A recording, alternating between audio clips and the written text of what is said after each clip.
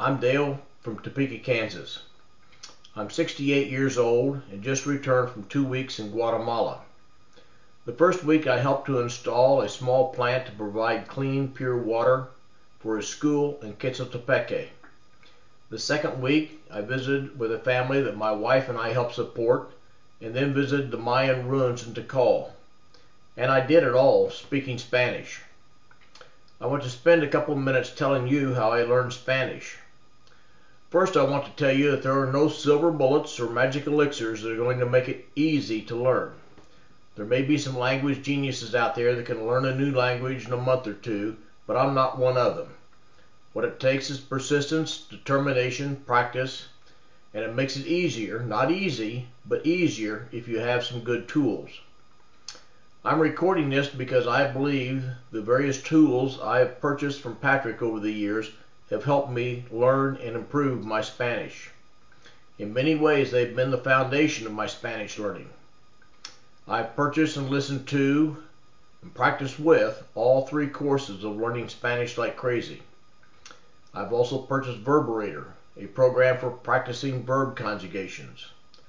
I subscribed to Fastlane Spanish and purchased Patrick's book, which I read last year on another Spanish-speaking trip. And there are others as well. I found all of Patrick's materials to be of high quality and are valuable tools in my quest to learn Spanish. And speaking of lunch, eat at a Mexican restaurant where you can practice your Spanish. Taco Bell doesn't count. Find a place with a waiter or waitress will appreciate your learning and where you can ask questions. Leave a little extra tip. If you're a regular, they'll help you every way possible.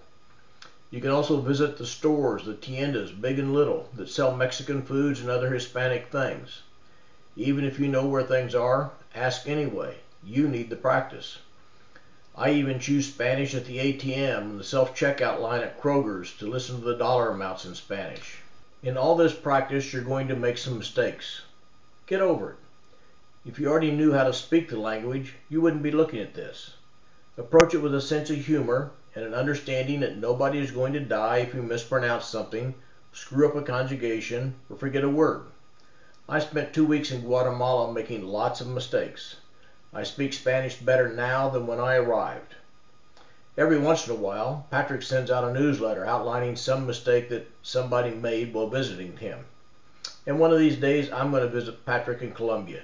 He owes me a couple of beers and I'm going to collect. At the end of my visit, he'll have enough mistake material to write a book. But that's okay. I'm a Spanish student. I'm learning. Some nights I lay in bed thinking, here's how I could have worded that better, or here's how I should have said this.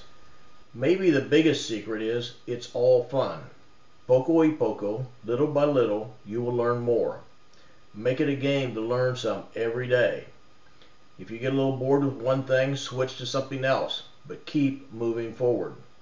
And before long, you'll realize that you can have short conversations in Spanish, then longer conversations. And finally, you'll feel confident in your abilities to travel abroad speaking Spanish or to have an in-depth conversation with native speakers. If you have any questions on anything I've mentioned, ask Patrick. He knows how to get in touch with me. So it's time to start on your Spanish adventure. And that's what it should be, an adventure of learning the language, the history, and the culture. I urge you to purchase the program from Patrick and Learning Like Crazy. Listen and repeat it. Practice both with yourself and out in the real world. But get started and have fun.